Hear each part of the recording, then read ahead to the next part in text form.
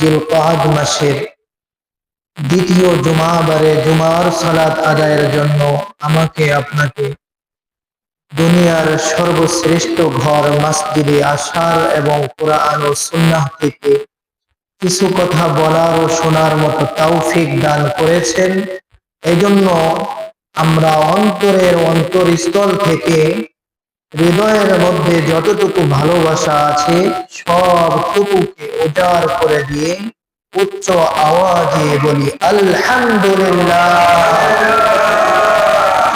সম্মানিত হাজিরিন, গত জুমায় আমি যে আলোচনা করতেছিলাম, আল্লাহ তাআলা কোরআনের মধ্যে বলেছেন যেদিন আসমান আর জমিন আল্লাহ সৃষ্টি করেছেন সেদিন থেকে আল্লাহ তাআলার কিতাবে গণনার মাস কয়টি? 12টি। তো এই বিষয়ে আমি আলোচনা করেছি। আল্লাহ রাব্বুল আলামিন এরপরে বলেছেন মিনহা আরবাআতুন হুরুম, এই 12টি মাসের মধ্যে 4টি মাস বিশেষভাবে সম্মানিত। আল্লাহ তাআলা বলেন ফালা তাজলিমু ফীহিন্না আনফুসাকুম ওয়া কাতিলুল মুশরিকিন কাফা কামা ইউকাতিলুনাকুম কাফা ওয়ালামু আন্নাল্লাহা মাআল মুত্তাকিন। আল্লাহ বলেছেন তোমরা এই বিশেষ মর্যাদা সম্পূর্ণ 4টি মাসের মধ্যে নিজেদের উপর জুলুম করিও না। এরপরে আল্লাহ বলেছেন যদি কাফের মুশরিকরা এই মাসগুলোতে তোমাদের উপর ঐক্যবদ্ধ হয়ে আক্রমণ করে তাহলে তোমরাও ঐক্যবদ্ধ হয়ে তাদের প্রতিশোধ নেবা। আল্লাহ বলেন ওয়ালামু আন্নাল্লাহা মাআল মুত্তাকিন, জেনে রাখো আল্লাহ রাব্বুল আলামিন যারা মুত্তাকি তাদের সাথেই আছেন এবং থাকবেন। সুবহানাল্লাহ। সম্মানিত মুসল্লিবৃন্দ, বলতেছিলাম যে জাহেলিয়াতের যুগে কাফির মুশরিকরা তারা যখন কোনো বিপদে পড়ত, কোনো রোগ ব্যাধির সম্মুখীন হতো, মুসিবতে পড়ত, তারা বিভিন্ন দরবেশের কাছে, বিভিন্ন ফকিরের কাছে, মাছের কাছে, গাছের কাছে তারা সাহায্য চাইত। এখনো যারা ওই জাহেলিয়াতের যুগের মতো গাছের কাছে, মাছের কাছে, ল্যাংটা বাবার কাছে, বিভিন্ন ফকির যাদের ঈমান নাই তাদের কাছে যায় সাহায্য চায়, তারাও মুশরিক। তারা কি মুশরিক? সাহায্য একমাত্র চাইতে হবে কার কাছে? আল্লাহর কাছে। আল্লাহ শিখাইয়া দিয়েছেন, কোরআনের মধ্যে একটি সূরা আল্লাহ নাযিল করেছেন, সেই সূরাটার নাম সূরাতুল ফাতিহা। উম্মুল কোরআন, কোরআনের মা নামের এই সূরাটা পরিচিত। এই সূরা এমন কোন নামাজ নাই যে নামাজের মধ্যে পড়তে হয় না। আমরা জানাজার নামাজে পড়ি না, জানাজার নামাজ ছাড়া এই সূরার মধ্যে আল্লাহ শিখাইয়া দিয়েছেন ইয়্যাকা না'বুদু ওয়া ইয়্যাকা নাস্তাঈন।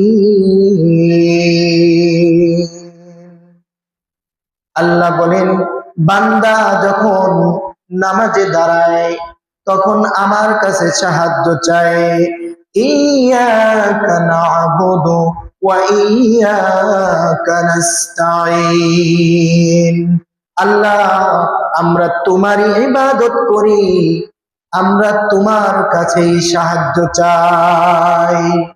নামাজের মধ্যে কোন মুসলমান আল্লাহর কাছে সাহায্য চাইলো, কিন্তু নামাজের বাহিরে যাইয়া ল্যাংটা বাবার কাছে যাইয়া সাহায্য চায়, যার ঈমান ঠিক নাই, যার নামাজ ঠিক নাই, ওই ব্যক্তির ঈমান চলে যাবে, মুশরিক হয়ে যাবে। সাহায্য কার কাছে চাইতে হবে? আল্লাহর কাছে। যে ব্যক্তি নামাজ পড়ে না মুশরিক। আল্লাহর প্রতি যার ঈমান নাই তার কাছে আপনি কিসের সাহায্য চাইবেন? তাহলে জাহেলিয়াতের যুগে আল্লাহ পাক রব্বুল আলামিন আমাদের নবীকে দিয়ে, জাহেলিয়াত অর্থ অন্ধকার, এই অন্ধকার যুগে, মূর্খতার যুগে আমাদের নবীজিকে পাঠাইয়া ওই অন্ধকারের যুগটাকে আল্লাহর নবী আলোকিত করে দিয়েছেন। সুবহানাল্লাহ। আল্লাহ তাআলা বলেন, আল্লাহু ওয়ালিয়ুল্লাযীনা আমানু يخرجهم من الظلمات إلى النور والذين كفروا أولياؤهم الطاغوت يخرجونهم من النور إلى الظلمات أولئك أصحاب النار هم فيها خالدون। আল্লাহ হলেন মুমিনদের অভিভাবক, মুমিনদের বন্ধু। ইখরিজুহুম মিনাজ যুলুমাতি ইলান নূর, এই মুমিনদেরকে অন্ধকার থেকে আলোর দিকে নিয়ে আসেন। ওয়াল্লাযীনা কাফারু আউলিয়াউহুমুত তাগুত, আর যারা কাফের তাদের অভিভাবক হলো তাগুত। ইখরিজুনাহুম মিনান নূরি ইলাজ যুলুমাত, এই তাগুত তাদেরকে নূর থেকে, আলো থেকে, জান্নাতের পথ থেকে জাহান্নামের পথে নিয়ে যায়, অন্ধকারের দিকে নিয়ে যায়। উলাইকা আসহাবুন নার, আল্লাহ বলেন তারা জাহান্নামের অধিবাসী। হুম ফিহা খালিদুন, জাহান্নামের মধ্যে তারা চিরদিন থাকবে, চিরকাল থাকবে। মুহতারাম হাজিরিন, আল্লাহ রাব্বুল আলামিন জাহেলিয়াতের যুগে আমাদের নবীকে প্রেরণ করেছেন। আল্লাহর নবী মানুষকে দ্বীনের দিকে দাওয়াত দিয়েছেন, তারা দ্বীন গ্রহণ করেছে, ঈমানদার হয়েছে, মুসলমান হয়েছে। তারা কখনোই কাফের, মুশরিক, ল্যাংটা বাবা, দরবেশ এদের কাছে সাহায্য চাইতে পারে না। তারা দৈনন্দিন 5 ওয়াক্ত নামাজ পড়ে, নামাজের মধ্যে বলে ইয়াকা না'বুদু ওয়া ইয়াকা নাস্তাঈন, আল্লাহ আমি তোমার ইবাদত করি, তোমার কাছে সাহায্য চাই। বুঝতে পেরেছেন? সাহায্য চাইতে হবে কার কাছে? আল্লাহর কাছে। আল্লাহকে ছাড়া অন্য কারো কাছে সাহায্য চাইলে সে সাহায্য পাইবেও না, বরং সে জাহান্নামী আসামি হয়ে যাবে। জান্নাতে একজন মুমিন, পৃথিবীর মধ্যে যত ঈমানদার আছে সকলের জন্য এক একটা জান্নাত আল্লাহ বরাদ্দ করে রেখেছেন। সুবহানাল্লাহ। কিন্তু যখন ওই বান্দা শিরক করে, আল্লাহর সাথে অংশীদার সাব্যস্ত করে, সাথে সাথে ওই ব্যক্তি জাহান্নামের আসামি হয়ে যায়। মুহতারাম হাজিরিন, আমরা বিভিন্ন ভাবে শিরক করি, কিন্তু আমরা বুঝি না। জাহেলিয়াতের যুগে তারা মূর্তির পূজা করত, এখনো আমাদের দেশে আছে না নাই? যারা মূর্তির পূজা করে তারা কোন ধর্মের অনুসারী? হিন্দু। তারা কি ধর্ম? হিন্দু ধর্মের অনুসারী। তাদের ধর্ম তারা করে, আমাদের কোনো অসুবিধা আছে? কিন্তু আমরা মুসলমানরা যদি তাদের সাথে, তাদের ধর্মের সাথে মিল রেখা কাজ করি, তাহলে মুসলমান আর হিন্দুর মধ্যে পার্থক্য থাকলো নাকি? মান তাশাব্বাহা বিকওমিন ফাহুয়া মিনহুম, যে ব্যক্তি কোন কওমের সাথে সাদৃশ্যতা অবলম্বন করলো, আল্লাহর নবী বলেন সেই ব্যক্তি তাদের মতো হয়ে গেল। হিন্দু, বৌদ্ধ, মুশরিক, ইহুদি, খ্রিস্টানরা তারা মাছের কাছেও সাহায্য চায়, গাছের কাছে সাহায্য চায়, মূর্তির ইবাদত করে, মূর্তির কাছে তারা সাহায্য চায়, পাথরের কাছে সাহায্য চায়। আমাদের দেশেও বিভিন্ন জায়গায় বিভিন্ন মাজার আছে, ওই মাজারে যাইয়া তারা পাথর, মাছ, কুমির, বিভিন্ন কিছুর কাছে তারা সাহায্য চায় আসে, দোয়া চায় আসে। বলেন তাদের কি কোনো ক্ষমতা আছে? হিন্দুরা মাটি দিয়া মূর্তি বানাইয়া সেটার ইবাদত কইরা তার কাছে সবকিছু চায়। আর কোন মুসলমান যদি মূর্তির কাছে না চাইলো, আল্লাহ পাথর বানাইছে, গাছ বানাইছে, মাছ বানাইছে, কুমির বানাইছে, বিভিন্ন প্রাণী বানাইছে, বলেন হিন্দুরা বানাইয়া চাইলো আর মুসলমানরা না বানাইয়া গাছের কাছে, মাছের কাছে, পাথরের কাছে যদি চায়, এই দুইটার মধ্যে কি পার্থক্য রইল? রইল? তো চাইতে হবে কার কাছে? আল্লাহর কাছে। মুহতারাম হাজিরিন, তো এই সব ভুল ধারণা আমাদের থেকে দূর করতে হবে। সব কিছুর মালিক কে? আল্লাহ। আমার আপনার মালিক আল্লাহ। যে গাছের কাছে চায়, যে মাছের কাছে চায়, সেটা মালিক কে? সেটা বানাইছে কে? আল্লাহ। তার কোনো ক্ষমতা আছে? আল্লাহু খালিক। আল্লাহ হলেন সৃষ্টিকর্তা। আল্লাহ কি? আল্লাহ ছাড়া এই পৃথিবীর মধ্যে যা আছে সব কিছু মাখলুক, যাকে সৃষ্টি করা হয়েছে। কোন ইমানদার মুসলমান কখনোই লা তাআতা লিমাখলুকিন, কোন মাখলুকের ইবাদত করতে পারে? আমরা কি আমাদের নবীর ইবাদত করি? বলেন ইবাদত করি কার? অনুসরণ করি কার? আল্লাহর নবী। দেখেন নবীরও ইবাদত করতে হয় না, নবীকে অনুসরণ করতে হয়। আল্লাহর নবী যেভাবে আল্লাহর ইবাদত করেছেন আমরাও সেইভাবে করি। আল্লাহর নবী যেভাবে আল্লাহর কাছে চেয়েছেন আমরাও সেভাবে চাই। মুহতারাম হাজিরিন, আমাদের মধ্যে এই যে একটা শিরকি রেওয়াজ রয়েছে যে ফকির কবিরাজ এদের কাছে গেলে ধনী হয়ে যাওয়া যাবে, সন্তান হয়ে যাবে, মুসিবত দূর হয়ে যাবে। এদের কোনো ক্ষমতা আছে? বলেন আছে? নাই। যাবে। কোরআন আল্লাহ নাজিল করেছেন, ওয়ানুনাজ্জিলু মিনাল কুরআনি মা হুয়া শিফাআ ওয়া রাহমাতুল লিল মুমিনিন। আল্লাহ বলেছেন আমি কোরআন নাজিল করেছি, এটা মুমিনদের জন্য আরোগ্য, শিফা। ওয়া রাহমাতুল লিল মুমিনিন, আর মুমিনদের জন্য রহমত স্বরূপ। কোন বান্দা যদি সূরা ফাতিহা পড়ে পানিতে ফুঁক দিয়ে খায়, তাহলে আল্লাহ পাক রব্বুল আলামিন এই কোরআনের ওসিলায় তাকে সুস্থ করে দিতে পারে। উম্মুল কোরআন, এই সূরাটার নাম কি? উম্মুল কোরআন, অর্থাৎ কোরআনের মা। এই পুরো কোরআন শরীফের মধ্যে যা আছে আল্লাহ তাআলা এই সূরা ফাতিহার মধ্যে তা দান করে দিয়েছেন। সুবহানাল্লাহ। সূরা ফাতিহার মধ্যে যা আছে এবং পুরো কোরআনের মধ্যে যা আছে আল্লাহ তাআলা কোরআনের শুরুতে বিসমিল্লাহির রহমানির রহিম, এই বিসমিল্লাহির রহমানির রহিমের মধ্যে ঢুকায় দিয়েছেন। সুবহানাল্লাহ। এই বিসমিল্লাহির রহমানির রহিমের মধ্যে যা আছে শুরুতে বা, এই বার মধ্যে আল্লাহ সব ঢুকায় দিয়েছেন। সুবহানাল্লাহ। তাহলে কোরআন আল্লাহ নাজিল করেছেন মুমিনদের শিফার জন্য, মুমিনদের অনুগ্রহের জন্য, রহমতের জন্য। এই কোরআন বাদ দিয়ে যদি আমরা শিরকি বিদআতের কাছে যাই, তাহলে আমাদের চেয়ে আর মূর্খ আর হতভাগা কেউ হতে পারে।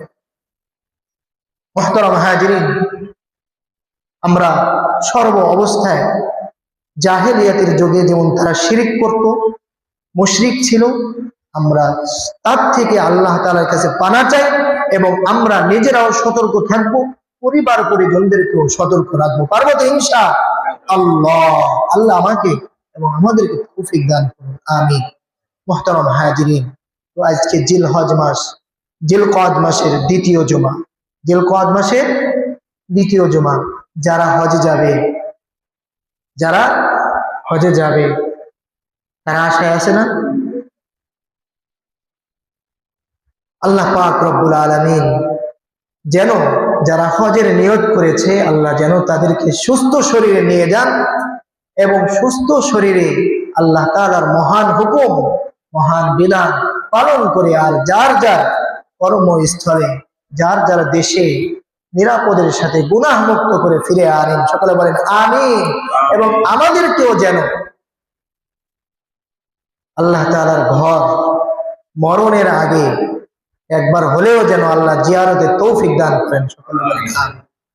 মুহতারাম হাজিরিন, আল্লাহ তাআলা বলেন ইয়ালামুনা যাহিরাম মিনাল হায়াতিদ দুনিয়া ওয়া হুম আনিল আখিরাতি হুম গাফিলুন।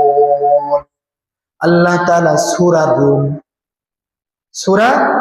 রুম, এটা ইতালির শহর। এই রোম নাম কোন জায়গার শহর? ইতালির শহর। এই রোম নামের একটা সূরা নাযিল করেছে আল্লাহ। এই সূরার মধ্যে বলেন 7 নম্বর আয়াত, ইয়ালামুনা যাহিরাম মিনাল হায়াতিদ দুনিয়া। আল্লাহ বলেন দুনিয়ার বিষয়ে তারা, দুনিয়ার সব বিষয়ে তারা জানে। ওয়াহুম আনিল আখিরাতি হুম গাফিলুন। কিন্তু তারা আখিরাত সম্পর্কে উদাসীন, আখিরাত সম্পর্কে জানে না। আল্লাহর নবী হাদিসের মধ্যে বলেন মান কানাতিদ দুনিয়া হাম্মাহু ফাররাকাল্লাহু আলাইহি আমরাহু। যেই ব্যক্তি বেশি বেশি দুনিয়ার চিন্তা করে, ফাররাকাল্লাহু আলাইহি আমরাহু, আল্লাহ পাক রব্বুল আলামিন তার দুনিয়ার বিষয়গুলোকে চিন্তাগ্রস্ত করে দেয়, তার মধ্যে পেরেশানি ঢুকে যায়। দুনিয়ার চিন্তা যার যত বেশি, পরকাল তার তত ছোট। দুনিয়ার চিন্তা যার যত কম, পরকাল তার তত বেশি। মুহতারাম হাজিরিন, আল্লাহর নবী বলেন যে ব্যক্তি দুনিয়ার চিন্তা করে বেশি বেশি, দুনিয়ার মধ্যে তার যতগুলো বিষয় রয়েছে এইগুলোকে চিন্তাগ্রস্ত করে দেন কে? মুহতারাম হাজিরিন, প্রথমে বলেছি আল্লাহর কোরআনের আয়াত, সূরা রুমের 7 নম্বর আয়াত। আল্লাহ বলেন তারা দুনিয়ার বিষয় খোঁজ খবর রাখে, জানে, কিন্তু আখিরাত সম্পর্কে উদাসীন। আল্লাহর নবীর হাদিস, আল্লাহর নবী বললেন যারা দুনিয়ার বিষয়ে চিন্তা করে, বেশি চিন্তা করে, আল্লাহ পাক রব্বুল আলামিন দুনিয়ার মধ্যে তাদের যতগুলো বিষয় রয়েছে এইগুলোকে চিন্তাগ্রস্ত করে দেন। মুহতারাম হাজিরিন, আমরা দুনিয়ার সব বিষয় জানি, যদি নিজে না জানি তাহলে গুগলে সার্চ দিলে জানা যায়। গুগলে সার্চ দিয়ে দেখি কোন দেশে কি হচ্ছে, কোন দেশের প্রেসিডেন্ট কে, কে মন্ত্রী, কে প্রেসিডেন্ট, কে ক্ষমতায় আসলো, কে গেল। পৃথিবীর মধ্যে সব দেশের খোঁজ খবর আমরা জানি, কিন্তু কখনো কি আমরা গুগলে সার্চ দিয়েছি যে মারা গেলে কবরের মধ্যে কি হবে? কখনো কি দেখেছি কবরের প্রশ্ন কি হবে? আমরা কখনো দেখি নাই। অথচ দুনিয়ার সব কিছু আমরা জানি। দিনভর ফেসবুক, টিকটক, ইউটিউব, বিভিন্ন চ্যানেল, বিভিন্ন নিউজ দেখতে থাকি, অথচ আমরা কখনো কোরআন একটু পড়ে দেখি না। আল্লাহ বলেন ওয়াহুম আনিল আখিরাতি হুম গাফিলুন। তারা দুনিয়া সব বিষয় জানে, কিন্তু আখিরাত সম্পর্কে গাফেল। দুনিয়ার যতগুলো নিউজ আছে সব কিছু দুনিয়ার নিউজ মানুষ শুনে দেখে, কিন্তু আখিরাত সম্পর্কে কেউ দেখে না। মুহতারাম হাজিরিন,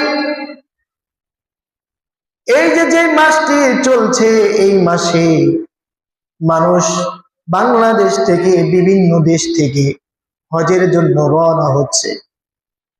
আমাদের মধ্যে যাদের উপর হজ ফরজ হয় নাই, তাদের মধ্যে তো এরকম আকাঙ্ক্ষা আশা থাকা উচিত ছিল যে আমার ভাই, আমার চাচা, আমার বন্ধু, আমার সহপাঠী, আমার সহকর্মী, তারা আল্লাহর ঘর জিয়ারতের জন্য যাবে, আমিও যাব। আল্লাহ যেন আমাকে তৌফিক দেয়। আল্লাহর কাছে কখনো কি বলেছি, আল্লাহ মরণের আগে একবার হলেও তোমার ঘর জিয়ারতের তৌফিক দিও। আল্লাহর ঘর জিয়ারত করলে কি হবে? আল্লাহর নবীর রওজা মুবারক জিয়ারত করলে কি হবে?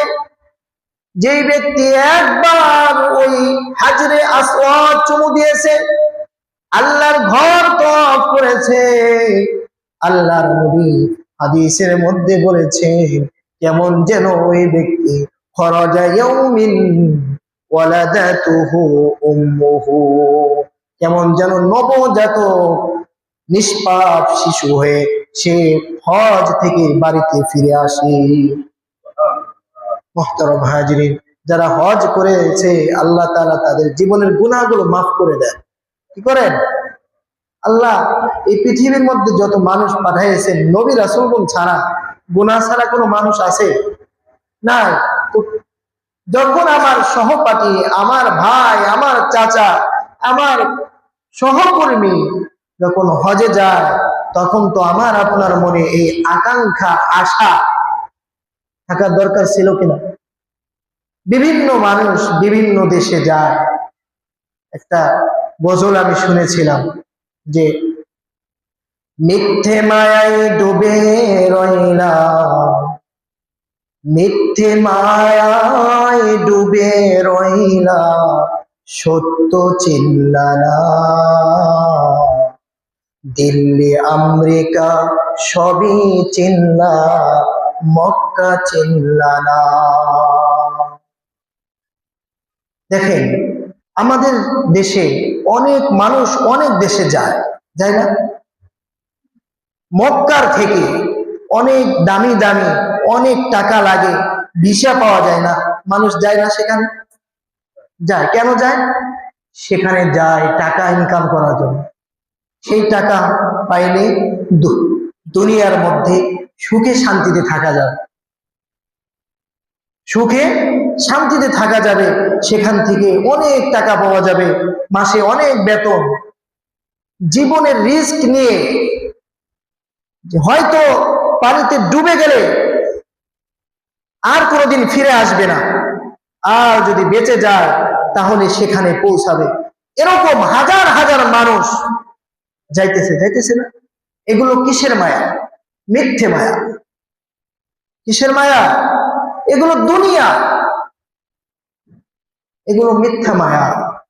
কিন্তু আজ পর্যন্ত আমি দেখি নাই, আমি শুনি নাই যে কেউ এরকম জীবনের রিস্ক নিয়ে আল্লাহর ঘর হজ করতে গেছে। গেছে কেউ? যায় না। কারণ আল্লাহর প্রতি ভালোবাসা নাই, আখিরাতের প্রতি ভালোবাসা নাই। অথচ আমাদের আখিরাতে কিন্তু চিরস্থায়ী, দুনিয়া ক্ষণস্থায়ী। আল্লাহ বলে দিয়েছেন ওয়াল আখিরাতু খায়রু ওয়া আবকা ওয়ালাল আখিরাতু খায়রুল লাকা মিনাল উলা।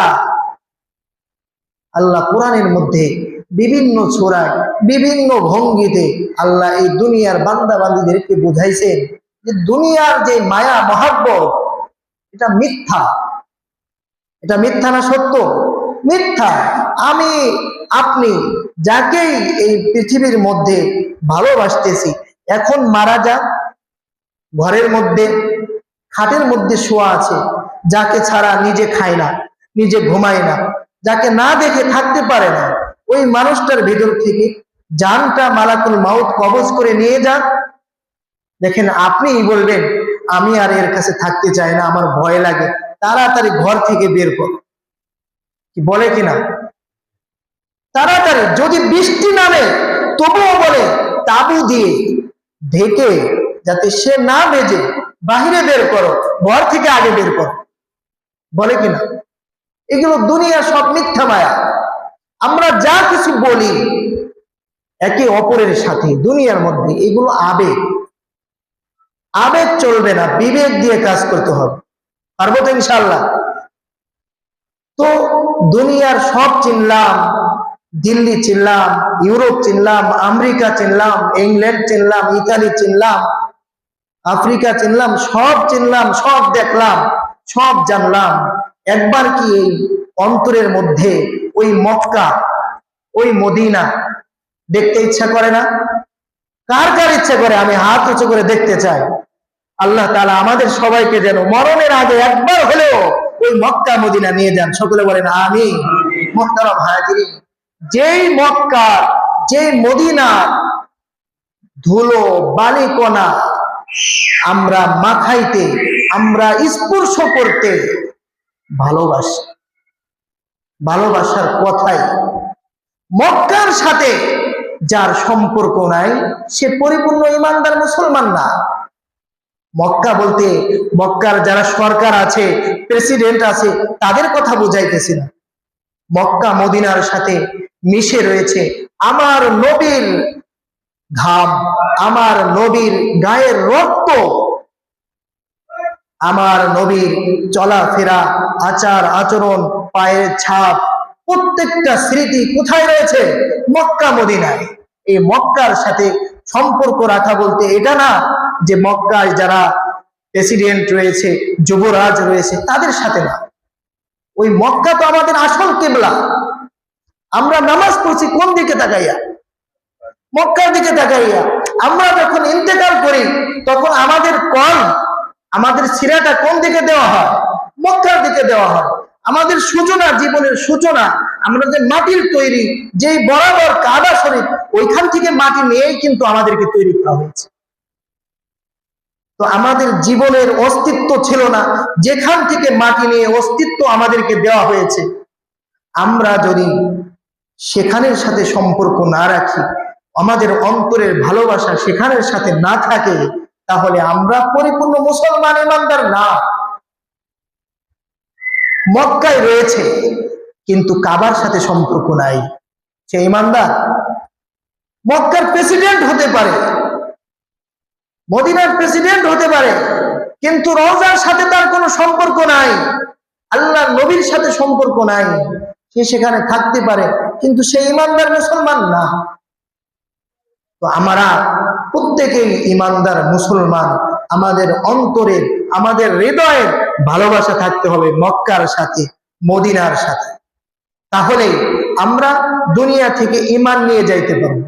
আর এই ভালোবাসা যদি না থাকে তাহলে ঈমান নিয়ে যাওয়া সম্ভব না। সম্ভব? এই যে আমরা নামাজ পড়তেছি, এই নামাজ কার পদ্ধতি অনুযায়ী পড়তেছি? আমাদের নবী যিনি মদিনায় শুয়ে আছেন রওজা মুবারকে, তিনি যেগুলো দেখিয়ে দিয়েছেন, যেগুলো বলে গিয়েছেন, সেগুলোই তো আমরা পালন করছি নাকি? আল্লাহ তো আমাদের কাছে সরাসরি ওহী পাঠান না, তার মাধ্যমে পাঠাইছেন। তো ইউরোপ, আমেরিকা, অন্যান্য যা কিছুই আছে আমরা সেখানে যেতে পারি, তবে আমাদের মূল টার্গেট, মূল আশা একটাই থাকতে হবে, আল্লাহর নবীর জিয়ারত এবং আল্লাহর ঘর জিয়ারত। আল্লাহর নবীর একটি হাদিস রয়েছে, যে ব্যক্তি আমার রওজা মুবারক জিয়ারত করলো কেমন যেন সে আমার সাথে জিয়ারত করলো। সুবহানাল্লাহ।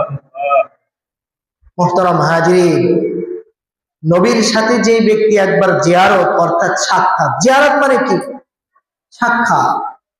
একবার স্বপ্নে যোগেও যদি কেউ নবীকে একবার দেখে, তার জন্য জাহান্নাম হারাম হয়ে যায়, জান্নাত ওয়াজিব হয়ে যায়। মুহতারাম হাজিরিন, আল্লাহ পাক রব্বুল আলামিন আমাদের সবাইকে কোরআন এবং হাদিস থেকে যে কথাগুলো বলেছি জানার, মানার, আমল করার তৌফিক দান করুন। আমিন। ওয়া আখিরু দাওয়ানা আলহামদুলিল্লাহি রাব্বিল আলামিন।